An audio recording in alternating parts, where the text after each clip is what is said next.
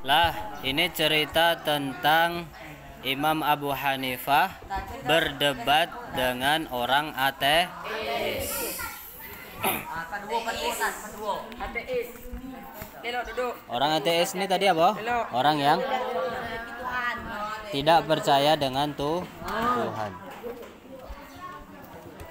Nah, ini ceritanya ketika Imam Abu Hanifah mau berangkat ke tempat yang sudah ditentukan, sudah disiapkan panggungnya itu. Nah, Imam Abu Hanifah kan terlambat tuh tadi. Terlambat, terus orang ateisnya marah-marah. Kamu ini seorang imam besar, katanya pimpinan umat Islam, tapi kok malah datang terlambat. Saya udah lama nunggu di siko. Nunggu kamu, malah nunggu Anda ini malah lama datangnya.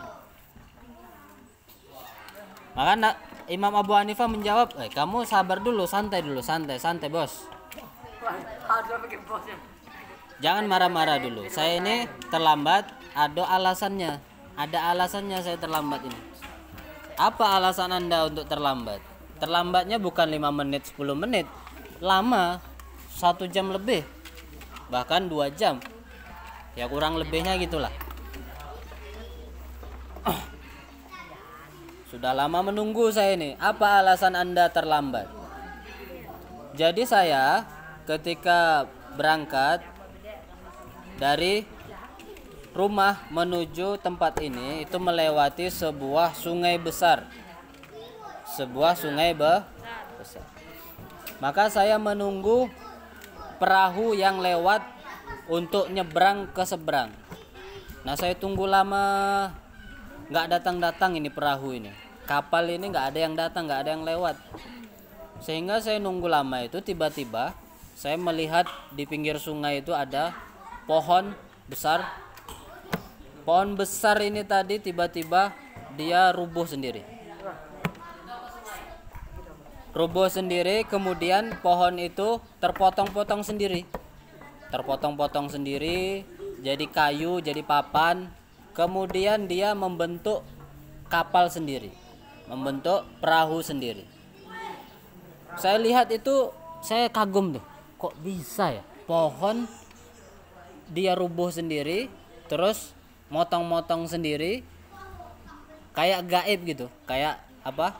Kayak dibuat oleh jin, kayak candi Prambanan, kayak candi Borobudur.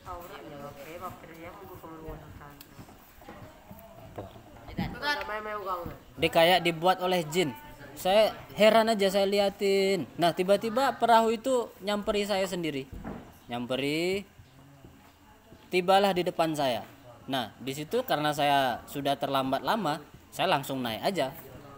Langsung naik aja, baru saya bisa menggunakan sampan tersebut, perahu tersebut untuk nyebrang. Nah, itulah penyebab saya terlambat, karena kapalnya tidak ada. Maka orang ateis ini tadi yang nggak percaya Tuhan, dia langsung mengatakan, wah dasar, ini mana mungkin ada pohon rebah sendiri, terpotong-potong sendiri, bikin kapal sendiri. Ini nggak masuk akal ini. Namanya orang ateis. Orang ateis itu apa? Orang yang paling menggunakan logika. Kalau nggak masuk logika, mereka tidak percaya. Saya nggak percaya, masa ada tiba-tiba pohon kok jatuh sendiri, terpotong sendiri, jadi kapal. Pasti kamu bohong. Ini sudah datang terlambat, pembohong pula. Apakah seperti ini kualitas dari pimpinan umat Islam, katanya, kata si orang ateis. Maka dijawab sama Imam Abu Hanifah, wahai orang ateis, kamu nggak percaya kan cerita saya tadi? Jelas nggak percaya, jelas tidak percaya. Nah, bagaimana kamu bisa percaya bumi ini, alam semesta ini tidak ada yang buat? Masa iya bumi ini ada batu tiba-tiba ngelinding sendiri, terus ada uap tiba-tiba ngumpul sendiri, ada tanah ngumpul sendiri, akhirnya terbentuklah menjadi gunung, jadi pohon, jadi batu, jadi laut, ya kan? Masa tiba-tiba ada sendiri, mereka membentuk dirinya sendiri, mungkin nggak itu? Masuk akal apa nggak? Tidak. Perkara yang kecil aja, sampan, itu tidak mungkin dia membuat dirinya sendiri. Apalagi bumi yang kita lihat ini, bumi sebesar ini, masa iya mereka membuat dirinya sendiri? Mungkin nggak? Tidak, pasti ada yang buat. Nah, siapa yang buat? Yaitulah Tuhan. Nah, Tuhan inilah akhirnya Imam Abu Hanifah langsung izin. Nah, sudahlah, berarti kamu sendiri yang tidak percaya kapal itu buat sendiri. Nah, harusnya kamu tidak percaya bumi itu membuat dirinya sendiri. Nah, berarti sudah selesai perdebatan kita. Saya menang, kata Imam Abu Hanifah. Langsung tepuk tangan. Wah, imam kami memang cerdas. Imam itu kualitas imam pimpinan umat Islam itu begitu, cerdas-cerdas, pintar-pintar.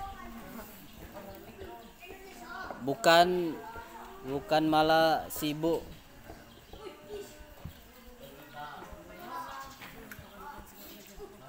Bukan malah ulama sekarang sibuknya apa? Politik, dunia, beli barang-barang bagus, bikin rumah yang besar. Nah, sekarang ulama-ulama begitu. Kita lihat di pondok-pondok, bukannya pondok itu berlomba-lomba dalam kebaikan, dalam mencetak orang-orang soleh dan cerdas, tapi pondok-pondok itu apa? Berlomba-lomba paling besar-besaran bangunan, paling megah-megahan bangunan, paling banyak santrinya. Itu pondok sekarang tuh kayak gitu, ya kan? Kalau orang zaman dulu yang dipentingkan itu bukan bangunannya, tapi apa? Kualitas santri, kualitas ilmunya, itulah yang diutamakan. Akhirnya umat Islam zaman dulu nggak ada diremehkan oleh orang-orang kafir, tuh nggak ada. Orang Islam zaman dahulu, zamannya dinasti Utsmaniyah, itu orang Islam menguasai 2/3 dunia. Kurang lebihnya berapa? 2/3 dunia itu seberapa? Nah, setengah lah. Jadi kekuasaan orang Islam dulu, ini bumi nih, Bu. Ini dibagi berapa?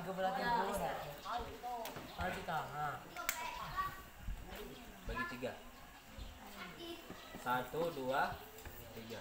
Kalau 2/3 berarti berapa? Ini bagian umat Islam nih. Ini kekuasaan umat Islam. Ini di sini semua selain Islam, Kristen, Hindu, Buddha, semua di sini. Dibagi 1 Nah, ini bagiannya orang Islam semuanya. Berarti setengah lebih dah. Nah,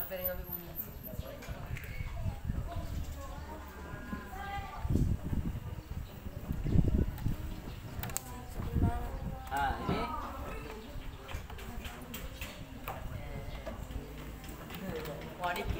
1 dan 2 ini bagian siapa? Orang Islam. Nah, ini 500 tahun yang lalu orang Islam itu menguasai dunia. Kenapa? Karena orang Islam zaman dulu itu cerdas,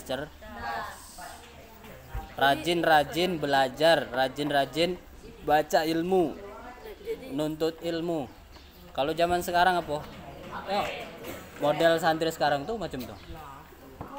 Tuh.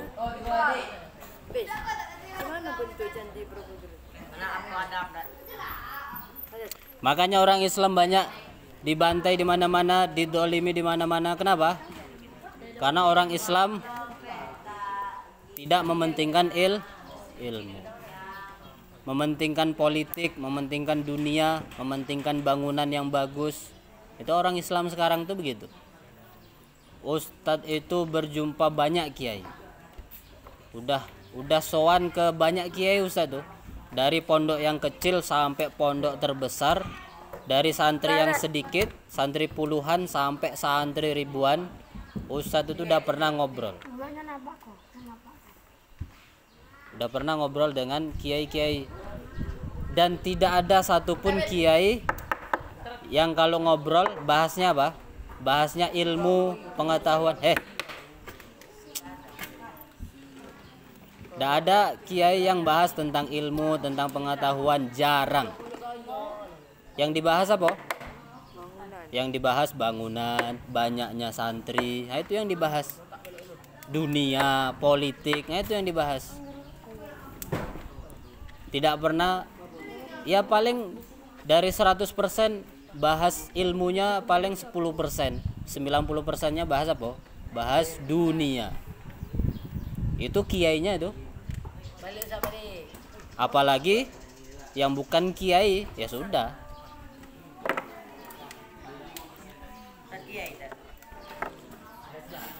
Lah, Nina Sal, ada pertanyaan?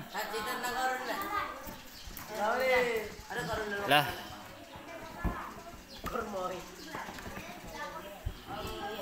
Assalamualaikum warahmatullahi wabarakatuh.